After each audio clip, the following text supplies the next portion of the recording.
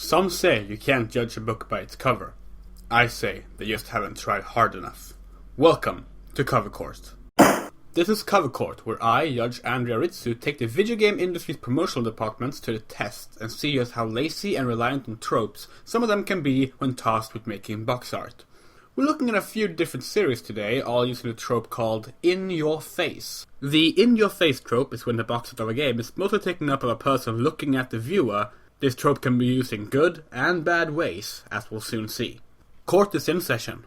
Starcraft was released in 1998 with 3 different covers, each one depicting a different faction from the game: Protoss, Zerg, or Terran. It was made so that players would be able to pick a cover suiting their favorite group of murderous space being, and as a result, offer some customization to the cases of the game. Unfortunately, later re-releases of the game have stuck with the Protoss box art, but the original 3 sets of covers, each with their own ugly mug, were a great way to sell the concept of 3 different factions in a strategy game. Starcraft is not guilty of any crime here today.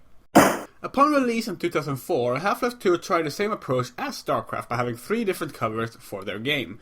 One featuring Gordon Freeman, one featuring Alex Vance, and one featuring the mysterious government man. Well, a neat idea, the latter 2 covers ended up particularly rare, even more so than the Terran and Zerg covers of Starcraft, and as such we basically only got Gordon's mugshot. And that's a problem, because Gordon's mugshot is not very interesting. It's also the opposite of what Half-Life 2 is about. Half-Life 2 never shows you Gordon. In fact, he doesn't even have a mirror reflection or an in-game model.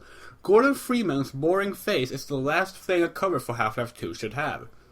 You may be a cunning scientist and badass alien exterminator, Gordon, but you're not a cover model. Half-Life 2 is judged guilty of unfitting artwork.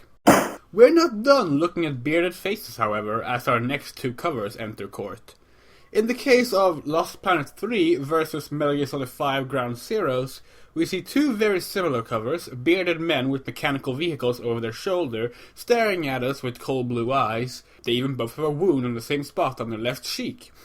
However, while neither cover is interesting, I will not be issuing these 2 games the same sentences, because while their actions are the same, the context is not. Metal Gear Solid 5's box art is not evocative of a tactical espionage operation at all.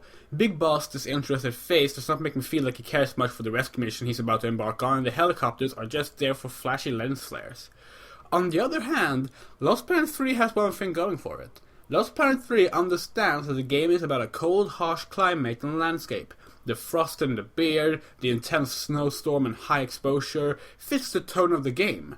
And unlike the helicopters, the mech is far more of a key component to what the game is all about. While nobody would ever call Lost Planet 3 a better game than Metal Gear Solid 5, I'm happy to say that when it comes to box art, it has it beat. Metal Gear Solid 5 Ground Zeroes is guilty of boring artwork that doesn't convey the purpose of the game, whereas Lost Planet 3 is freed of the charge due to understanding the nature of the game. I also just felt like someone had to be nice to Lost Planet 3 because reviews sure weren't. So remember, if you're planning on dressing your box art up in nothing but a big face, make sure it brings a message about what your game is about first. Court dismissed.